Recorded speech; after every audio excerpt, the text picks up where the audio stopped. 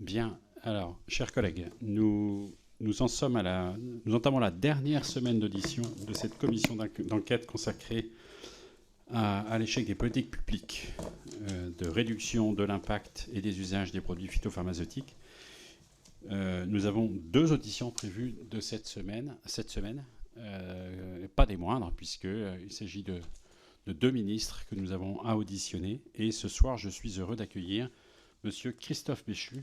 ministre de la Transition écologique et de la cohésion des territoires. Monsieur le ministre, merci d'être parmi nous. Nous vous auditionnons, comme vous le savez, parce qu'il s'agit d'avoir un examen critique de politique publique interministérielle qui repose sur 4 des plus grosses administrations centrales. Et il y a un point particulier que nous examinons, que nous explorons, c'est la dimension interministérielle de cette politique publique, sachant que il apparaît, et ce n'est pas le cas particulièrement de cette politique-là, que l'interministériel en France, ce n'est pas vraiment notre fort, au sens où il y a beaucoup d'arbitrage ex post, il y a un grand nombre de concertations, ça à n'en pas douter, c'est quelque chose qui est ressorti. Et il manque peut-être de cohésion préalable à la conduite de l'action publique, et en particulier de hiérarchisation de différents objectifs qui peuvent se concurrencer. Je pense que vous allez pouvoir nous en parler, puisque c'est particulièrement le cas de la transition écologique. Il y a l'enjeu carbone, il y a l'enjeu climat, il y a l'enjeu eau, il y a l'enjeu qui se conjugue au sein du pôle gouvernement avec l'enjeu souveraineté alimentaire, protection du revenu agricole. Alors, tout cela n'est pas... forme un ensemble complexe, et c'est un point sur lequel nous souhaitons vous entendre. Donc, nous allons vous demander de nous dire comment vous voyez, comment est-ce que vous êtes emparé, comment votre ministère s'est emparé de cette question de la réduction des produits phytopharmaceutiques, comment est-ce que vous en percevez la cohésion, l'articulation avec les différents objectifs de vos collègues, évidemment agriculture, mais aussi recherche, nous verrons Sylvie Retailleau demain. Et j'ai oublié le quatrième que nous avons auditionné, mais santé évidemment, puisque c'est complètement au cœur. Donc voilà, alors nous allons vous écouter pour une intervention liminaire d'une dizaine de minutes, à la suite de quoi le rapporteur va réagir et nous ouvrirons l'échange aux membres de la commission présents. Mais avant, je vous rappelle que cette audition est ouverte à la presse, qu'elle est retransmise en direct sur le site de l'Assemblée nationale, et qu'en vertu de l'article 6 de l'ordonnance du 17 novembre 1958 relative au fonctionnement des assemblées parlementaires, vous êtes tenu de prêter serment, de dire la vérité, toute la vérité, rien que la vérité. Et je vais donc vous demander de lever la main droite et de dire « je le jure ». Je le jure. Je vous remercie, monsieur le ministre, et je vous laisse la parole. Très bien, merci monsieur le président, monsieur le président des Grosailles, monsieur le rapporteur Potier.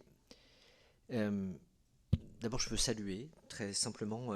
votre initiative qui vise à essayer de comprendre les raisons pour lesquelles nous n'avons pas atteint les objectifs que nous sommes fixés, alors même qu'ils ont été répétés à plusieurs reprises, qu'ils l'ont été par des majorités qui étaient différentes dans leur composition, et que quand on regarde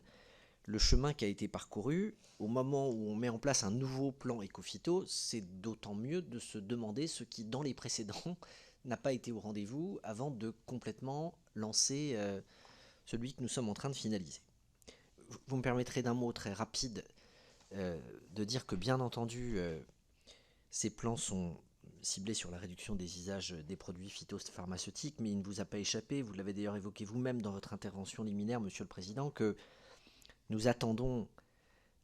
la transition écologique en matière d'agriculture, pas seulement sur les usages de produits, mais sur beaucoup d'autres thèmes que, évidemment, je n'aurai pas l'occasion de développer puisque ce n'est pas l'angle de votre commission, mais je pense évidemment à la réduction des gaz à effet de serre, à la stratégie nationale biodiversité, aux enjeux d'adaptation. Certains de ces sujets croisent la question de l'usage des produits phytopharmaceutiques. Je pense évidemment à la question de la biodiversité, mais je pense qu'on aura l'occasion d'y revenir. D'autres, pas nécessairement, par exemple en matière de stockage de carbone, ou au contraire, une partie de ces produits peut permettre d'éviter d'utiliser des produits mécaniques qui eux-mêmes peuvent tasser les sols ou conduire à devoir utiliser des moteurs thermiques pour être capable, dans des usages mécaniques, d'obtenir une partie des résultats qui sont recherchés. La question de l'adaptation concerne évidemment l'agriculture et elle a un impact au travers de l'eau sur la question des intrants, puisque la diminution de l'eau prélevable va aboutir à une concentration accrue d'un certain nombre d'intrants sur les points de captage et montre bien la nécessité qu'il y a sur ce sujet de faire en sorte d'avancer. J'ai bien compris que votre sujet portait aussi sur les améliorations du travail interministériel, pour le dire de cette manière. Je voudrais, avec vous, juste en me retournant sur le chemin parcouru, mesurer que chaque plan éco-phyto s'est accompagné d'un élargissement du nombre de ministères concernés. Et donc que le premier constat du plan éco-phyto était que le caractère purement ministériel ne fonctionnait pas parce qu'il convenait de faire en sorte qu'il y ait au moins un deuxième ministère qui entre dans la danse et qui historiquement a été le ministère de l'Environnement au moment d'Éco-Phyto 2. Et je ne peux pas imaginer que le rapport du 23 décembre 2014 de celui qui est notre rapporteur ce soir soit totalement étranger, y compris puisque sa première préoccupation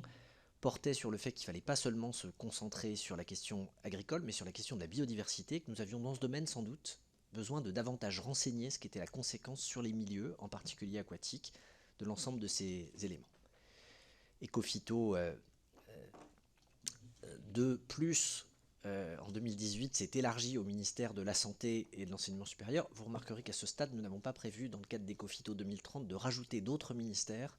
à ce nombre déjà conséquent et qui permettent de refléter toutes les dimensions qui sont recherchées, puisque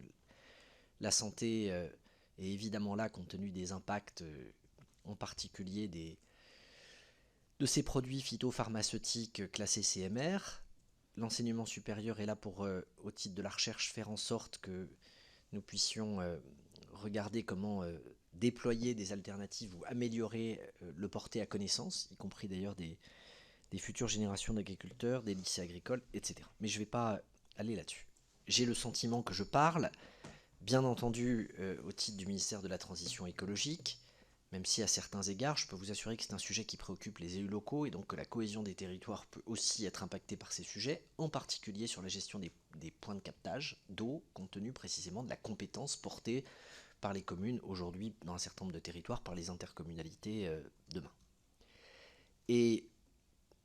la situation de la biodiversité qui fera l'objet de la présentation dans quelques jours d'une stratégie nationale qui sera une des premières déclinaisons de la COP 15,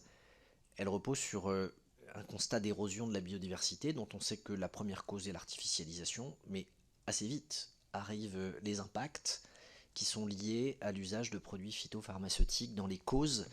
de ces espèces menacées, avec des chiffres qui se recoupent. Je pense aux populations d'oiseaux en milieu agricole quand on les compare par rapport à ceux des villes, je pense aux insectes pollinisateurs et aux mesures spécifiques qui ont été prises compte tenu là aussi de leur situation à une autre échelle. Quand on se retourne sur les 15 ans qui s'écoulent depuis ce premier plan éco-phyto pris en marge du Grenelle, on ne peut que constater que le niveau d'utilisation des produits phytosanitaires en 2022 correspond à celui de 2008, si je vais vite. On est donc sur des engagements qui ont consisté plusieurs fois à se dire qu'on allait diminuer en volume, et sur une stabilité quand on regarde sur une longue période, mais avec des périodes de hausse, puisque nous avons connu une baisse au cours de ces dernières années, tout particulièrement de ces dernières années sur une partie des usages, qui doit nous encourager à se dire qu'on a peut-être enclenché, en termes de direction et en termes d'ambition, un nouveau niveau. Je veux néanmoins souligner un succès objectif de ces plans éco-phyto quand on regarde les risques. Et quand je regarde notamment les produits qui sont classés CMR1, que ce soit en ODU ou en QSA, on a des reculs qui sont spectaculaires en pourcentage. C'est moins vrai sur les CMR2 où on tourne plutôt aux alentours de 20% quand on est entre 93 et 96 selon les unités qu'on mesure pour être capable de regarder sur les CMR1. Et donc, très concrètement, j'ajoute que je viens de beaucoup parler d'agriculture. La loi Labbé a permis des résultats sur les usages non agricoles qui, eux, sont assez spectaculaires, puisqu'on est à plus de 95% de réduction sur les usages non agricoles des produits phytopharmaceutiques. Je ne suis pas sûr qu'il soit utile de vous exprimer ce que sont les attendus du plan Éco-Phyto 2030, parce que je pense que vous aurez des occasions peut-être de me questionner sur le sujet, mais si je précise les murs porteurs de ce plan Éco-Phyto, d'abord c'est de rappeler cet engagement d'une diminution de 50%, Ensuite, c'est de consacrer des moyens en face, parce qu'on ne peut pas tenir un discours qui consiste à expliquer qu'on va diminuer les usages des produits phytopharmaceutiques,